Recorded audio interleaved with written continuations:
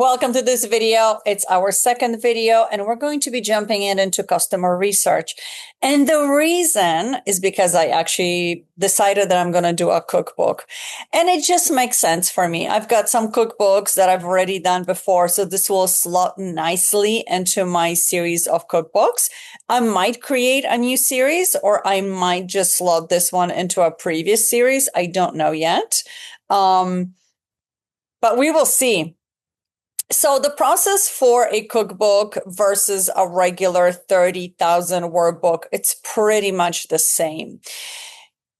I'm probably, it's going to be a little bit more challenging for me because in a cookbook, I need to have images. So I will have to create really pretty images, and I'm going to use some really cool AI platforms to do that.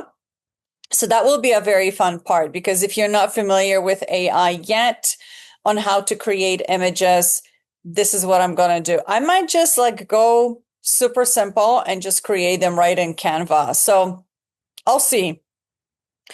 I'll see when I get there, because I need to do some customer research. And this is what we're going to do. When and if you are writing just a regular 30,000 word book, keep in mind that the process is actually much simpler. Unless you're publishing your book in color, which most people are not, and unless you truly, truly have to, right? So for example, your book is for really young kids, and generally you want to keep their attention with, a color book. Even in those cases, you can have a book done fully in black and white. And the reason why we want to do this, right? So the reason why you want to have a book done in black and white is just primarily cost. It does cost a lot more for you to have a colored book. Now, there's nothing wrong with that. It's just that you need to make sure that when you set up your price, right? So this is all of this is customer research. When you set up your price, you need to be looking at how much can I price my book at, and what is that going to cost me in essentially how much royalties is going to eat them up, right? So every time, and there's a calculator that I will show you that I use for Amazon all the time. I kind of always look at things sort of like backwards, right? Which is, I work with the end in mind. So every time I choose a topic, whether it is a passion topic, profit topic, or a mix of both, I always want to do some research to make sure that, okay, I can price my book a little bit higher. Therefore, I can do it in color so that a lot of those royalties are not going to get eaten up. I can still make money on the book. The book still makes pretty good money. And that's pretty much it, right? So price is definitely something that I look at, only because, especially when you're a publisher, right? So this is not my first rodeo. This is not going to be my first book. I'm now looking at, is this going to bring me money? How much, give or take? Because I can get super lucky in this topic and make, $2,500, $3,000, $4,000 a month with this book, or I might publish it and discover that, I'm actually only gonna pull in about $1,000 a month. It really depends too, because I'm starting now. My book won't be done for probably another couple of months, right? And then I need to plan my launch. So as I'm doing this, I'm already thinking, okay, I'm losing a little bit of time. There's probably a bunch of books on this topic already, which I will show you the topic. It doesn't look like, the average, maybe I can pull in $1,500, maybe $2,000 a month if I do a very good job on this book. But when I show you, you will also understand that, okay, if you're looking at pure topic research, you need to be realistic about what you think your book is going to bring. If you're doing a book and it's primarily passion, right? So maybe you are a subject matter expert and there is a topic that you know a lot about. So that is your topic, right? Maybe you're a content creator and you want to do a book on content creation. I recommend that you go to Amazon, put in content creation, right, on in the search window, and just look to see what the potential is, because you might discover that that boat has sailed. Meaning, can you have a book? Sure. Are you going to make money, with this book? I don't know, right? And that's the part that we always have to be pretty honest about. So let me just close a couple of things that are popping up to me. I'm using Claude now, friends. I like fancy. So I've got a lot of pop-ups that I still haven't finished all my setup.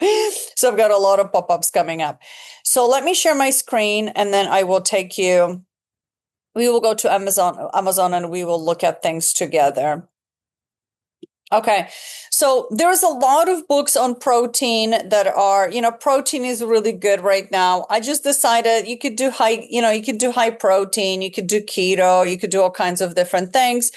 I decided as this topic popped up for me, the GLP-1 topic, I might just do a series of like protein books or like just eating well, I know that protein diet for people is super important. Funny enough, that has been my diet my whole life. For whatever reason, I'm just like always wanting protein. It's like my body just craves it. So that's something that I know a lot about. So that's also pretty good.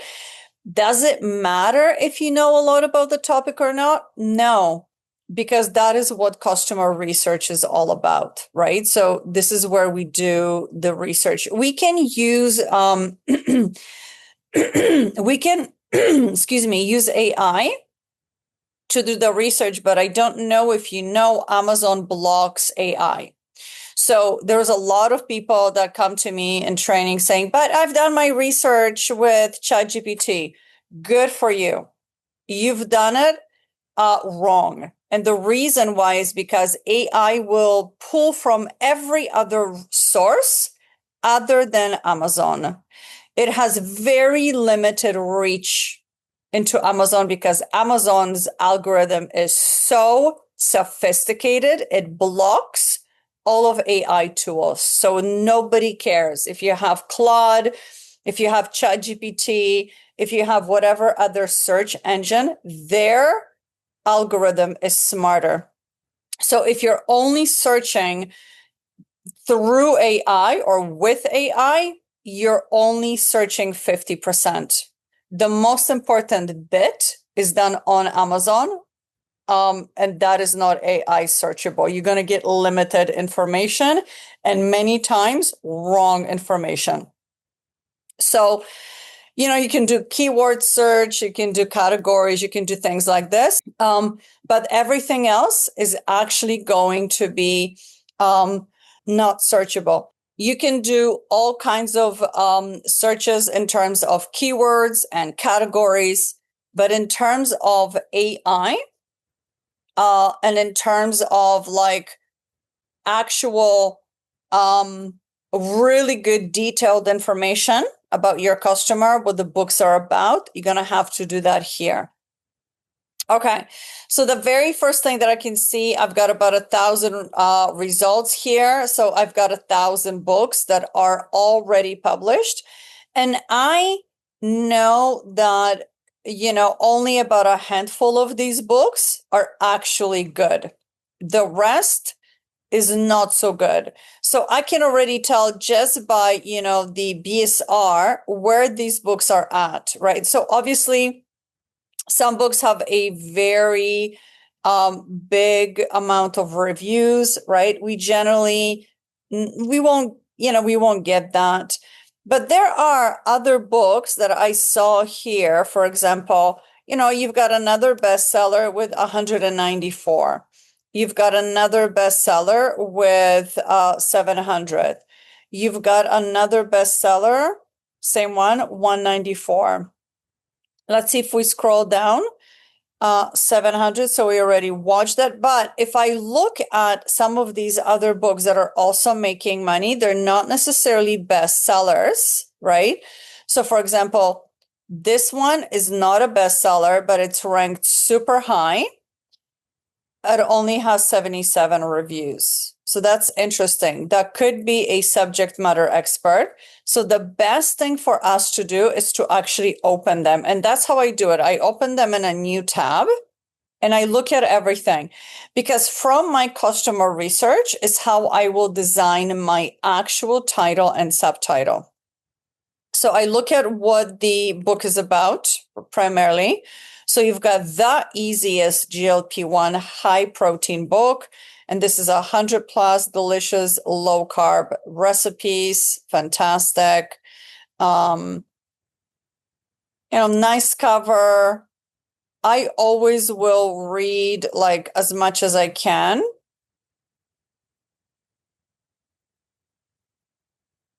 So what makes this book different?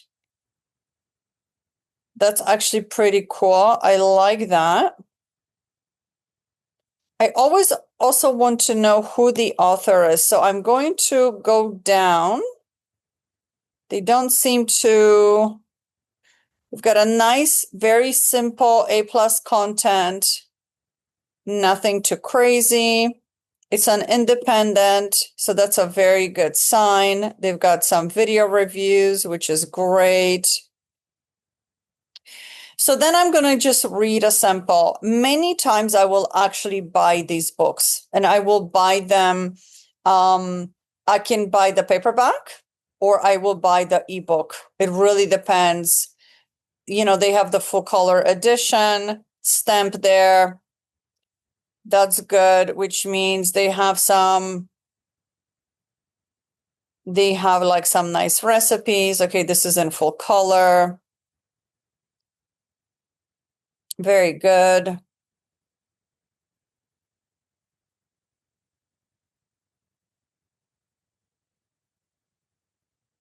They have like a couple of pieces of information about it, like why is that important? The ultimate survival strategy. So they have some interesting information. They have some strategies.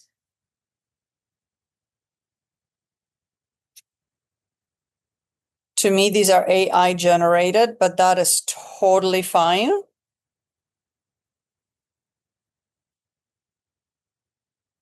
And then we are going in and checking out what they have. So the very first thing that I do always is I check out for any book, right? This is any book. It doesn't matter that I'm doing a cookbook and you're not doing a cookbook. It doesn't matter. Your customer research is the same. Pretty much everything is the same. So in the table of contents, I want to know what the book is about, how it's divided. So you've got the quick start guide, then they've got the ultimate survival strategy, energizing high protein breakfast. So they have breakfast, lunches, dinners, air fryer, super fiber, anti-nausea meals. Interesting. Is it for pregnant women? I don't know. Low carb protein. Then you've got 60-day high protein meal plan, simple calorie, frequently asked questions. Easy, guys. This is super easy. So when we're looking at books like this, we should already be thinking, okay, they have the book done this way. If I'm going to do my book, how am I going to do it? What is it about my book that can be done better? And this is always the edge that I'm looking for with my books. How do I create my book better? What information can I give them that is actually really informative? Like, what can I do that's better? So I'm 100% going to buy 3 paperbacks, okay, here. Worth the money, spend the money, keep your receipts and submit it to your accountant. Okay. So that is what I'm gonna do. So amazing. These are all great. I will absolutely. So look at this at the beginning of chapter 1. She's got images. There's nice pictures. There's pictures everywhere at the beginning of chapter 2. So there's very cool, just like, images thrown in here, just dividing the text, making it look pretty. So if I want to be selling well here, I have to follow this kind of a format. Easy breezy, beautiful cover girl. That is what we will create ourselves. Okay. So that's Fabs. That's good to know. Appendix. She's got simple calorie, protein calculator. Okay, you've got calorie and protein calculator. These things you can do in Canva. And this is her back cover. Super cool. Okie dokie, Smoky Pinoki. So that's good. So I am going to add this one to cart because I will buy it. All right. So I can come out of here. Let me look at this bestseller with 789 reviews. Let's look at the first things first. Okay, so this one is part of a series. It's a high protein made easy 8-book series. That is always helpful because one book can piggyback off of another book. So we've got high protein. They have high protein vegan for seniors, high protein smoothies, high protein slow cooker, weight loss. So all high protein, Mediterranean, high protein. Okay. Easy. So, but that's very important for you to note that this is part of a series because that is actually essentially what I will be doing. I will be slotting this book as part of my series, although I just don't know which series, if it's going to be my existing or not. So I will decide that. So let's look at the description. What's inside? Most people, FYI, don't bother. They just look at this top part. And then they maybe potentially even look inside. I always look inside. That's my go-to just because that's my way of understanding what is already on Amazon and what is the best way for me to create mine. So I will spend a solid few days on customer research. This is not a part of the process that you want to skip. Whether you have a book that is yours, proprietary book, right? Or not, you never want to skip this process. So let's pretend that I'm going just to do a book on, let me think, sales. I'm a sales guru, okay? And I teach people how to sell. So I'm going to put teach how to sell. And I'm just going to enter. If you are a professional, for example, that is, teaching sales peeps how to sell, you 100% want to be doing the same research that I'm doing. You're going to put in the topic of what you think you're going to be doing, and then you have to jump into customer research to see what's already here. So the same principle applies. Okay, this is not a time where you go, I'm just going to skip this and I'm going to go directly into creating my book. Creation of your book will be determined by what's already here. So for example, if I come in here and I look at like none of these books are selling, but let's say, okay, this one. I come in here and I'm gonna go to the paperback and I just want to read, like I'm gonna read a sample. The very first thing I will always look at is their table of contents. That's just my go-to. I always want to be looking at that. So this is Penguin, I think. No, some other, it's Habitat. Okay, fine. You always want to look at the table of contents because this is your idea of how to create your own book. This will give you an idea. So obviously your material will be 100% proprietary. It's yours. Whatever your framework is, your messaging is, it will be yours.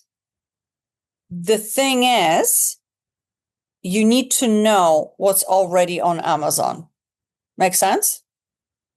So since I'm not doing that, I don't care much about sales.